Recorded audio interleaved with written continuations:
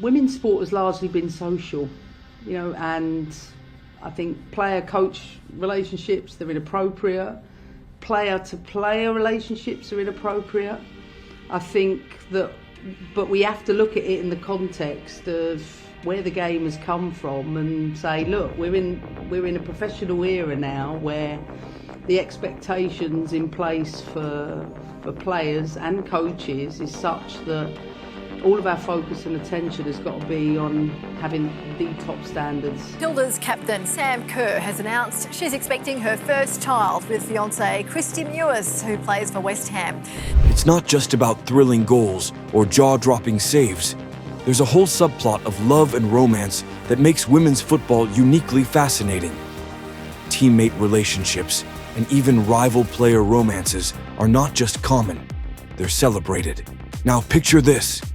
Imagine if, in men's football, Lionel Messi joined Paris Saint-Germain, not for Neymar or Mbappé's passing stats or PSG's sporting project, but because he had a thing for Gianluigi Donnarumma. Or better yet, think of Harry Kane leaving Tottenham for Bayern Munich to follow his imaginary significant other in the squad. Sounds absurd, doesn't it? Well, that's exactly the kind of drama that thrives in women's football, and it's become as much a talking point as the games themselves. Consider Magdalena Eriksson and Pernilla Harder, one of the most iconic couples in women's football. Their story doesn't just melt hearts, it practically rewrote the rules of transfers in the women's game. Back in 2020, Chelsea broke the women's transfer record to sign Pernilla Harder from Wolfsburg for £315,000. Sure, Harder was the reigning UEFA Women's Player of the Year, but Chelsea had another incentive: keeping their captain, Magdalena Eriksson, happy. Eriksson was hesitant to renew her expiring Chelsea contract unless she could play alongside her partner. This forced Chelsea to break the bank to sign Harder, because their captain was crucial for their project. And like clockwork, within days of Harder's announcement, Eriksson's contract renewal announcement followed. Love won, and Chelsea got to keep their captain. But here's the kicker: Pernilla Harder never quite replicated her Wolfsburg form. At Chelsea, Harder of course did help Chelsea women to win the Women's League titles, FA Cup and League Cup titles in those 3 seasons she spent at the London-based club. But those trophies were like Chelsea's birthright. If anything, they signed Harder to win them the Champions League, which still is the only missing silverware in the club's rich history. But that never happened. The only time they got to the final, Harder's first season at the club, where they received a 4-0 thumping at the hands of Barcelona Femení at Gothenburg. Harder in particular missed some unbelievable chances that day. Injuries piled up in the following season, and her career lost some of its momentum. Was it all worth it? For Eriksson and Harder, absolutely. For Chelsea's accountants, that's another story. Over in Spain, Barcelona Femení has taken this love-meets-football dynamic to another level. It is often joked about in women's football that Barcelona Femení's dressing room is full of players and their exes.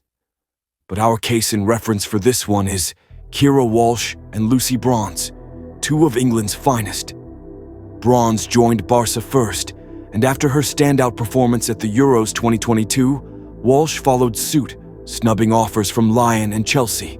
Barcelona paid a record $350,000 to bring Walsh in, and while her footballing prowess undoubtedly played a role, her relationship with Bronze made the move all the more enticing.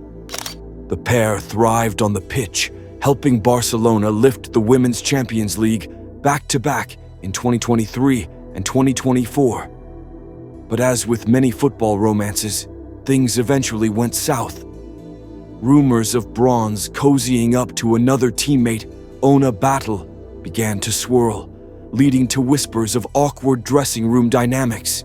And let's be honest, sharing a locker room with your ex and their new flame, that's a storyline even Netflix couldn't script. Walsh has reportedly been seeking a move away from Spain since the beginning of the summer. She doesn't even have to worry about Bronze any longer, because the right back has moved to Chelsea this season. But still, Walsh's motivation for joining Barca has waned, and it is only natural that she longs to return back home to England with Arsenal women in firm pursuit.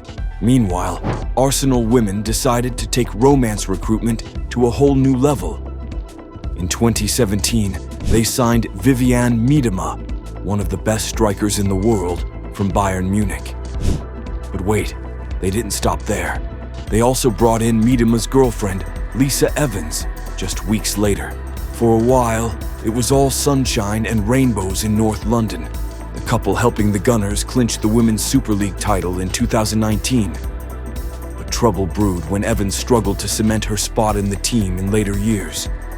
In truth, it was nothing other than the reality of her signing dawning on her and the club. Then, things took a dramatic turn when rumors surfaced that Arsenal teammate Beth Mead had been getting close to Miedema. Guess what solution the club came up with? They shipped Lisa Evans out on loan to West Ham, then later Bristol City to avoid any awkwardness, and also stabilize the dressing room. Arsenal may have resolved the love triangle, but it's safe to say that mixing football and romance created one giant headache for everyone involved. It is no wonder they have never been able to get a hold on the Women's Super League title since they last won it. When love meets football, romance isn't just a footnote in women's football, it's a marketing tool. Big brands like DAZN, the sole broadcaster of the Women's Champions League, FIFA Women's Football Media Team, Sky Sports, and even the clubs don't shy away from promoting couples. Recently, when Chelsea striker Sam Kerr announced she was expecting a child with West Ham's Kristie Mewis, social media went into overdrive. Chelsea women's official account even posted the news before fan backlash forced them to delete it on their X handle. But while these stories are often heartwarming, they also raise questions. Does romance affect professionalism in football? Take Sam Kerr, for example. Before her relationship went public last December, she was a goal-scoring machine for Chelsea. 21 goals and 20 goals in the Women's Super League alone in 2 seasons. But those numbers have dipped significantly in the last 2 seasons. Just 12 goals in 21 appearances 2 seasons ago.